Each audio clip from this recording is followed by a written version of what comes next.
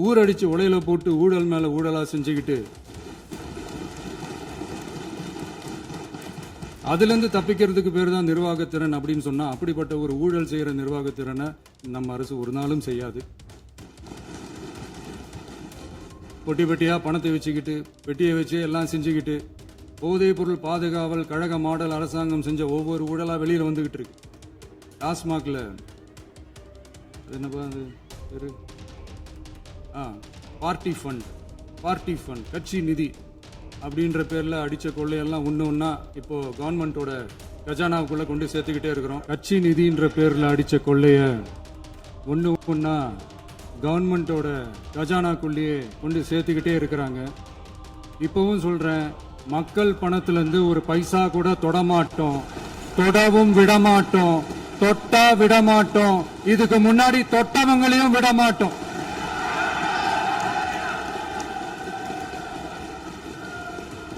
ஒவ்வொரு ஊழலா வெளியில வரும் போலே, ஒவ்வொரு வேஷமா கலைஞ்சிரும் போலே, இங்க இருக்கிற நிறைய பேரு நடுங்கி போய் இதுல நம்ம மேல அவதூறு வேற. இப்ப புதுசா ஒரு வெப்பன் ஒண்ணு கொண்டு வந்திருக்காங்க. அது என்ன தெரியுமா? அவங்க தயவால தான் நம்ம ஆட்சி நடக்குதாம். மக்கள் தயவால இந்த ஆட்சி நடந்துகிட்டு இருக்கு. மனசாட்சி உள்ள சக்திகளோட ஆதரவால இந்த ஆட்சி நடந்துகிட்டு இருக்கு. நாங்க தான் அனுப்பி வச்சோம் அப்படின்றாங்களே. அனுப்பி வச்சவங்களுக்கு மினிஸ்ட்ரியில இடம் கொடுத்தா ஏன் கதறீங்க? ஏன் இவ்வளவு கோபம்? ஏன் இவ்வளவு கதறல்?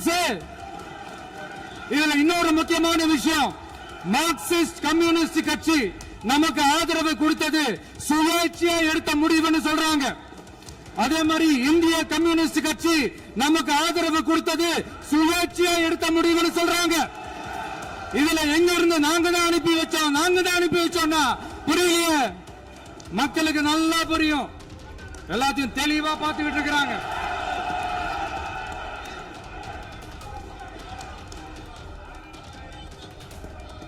முதலமைச்சர் முதலமைச்சர்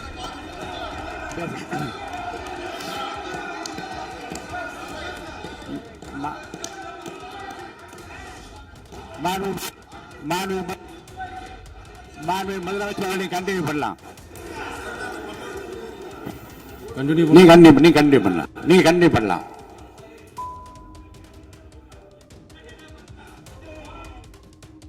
இந்த சமூக நீதி அரசுன்னு சொல்றவங்களை பார்த்து கேட்கிறேன், நம்ம பட்டியலின சகோதரர்களுக்கு எத்தனை அமைச்சர் பதவி கொடுத்தீங்கன்னு கொஞ்சம் சொல்ல முடியுமா?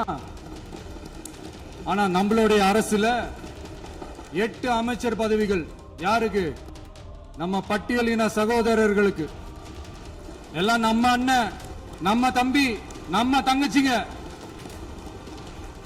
அண்ணல் அம்பேத்கர் அவர்களுடைய கிட்டத்தட்ட 100 ஆண்டு கால கனவு இப்ப நிறைவேறி இருக்கு.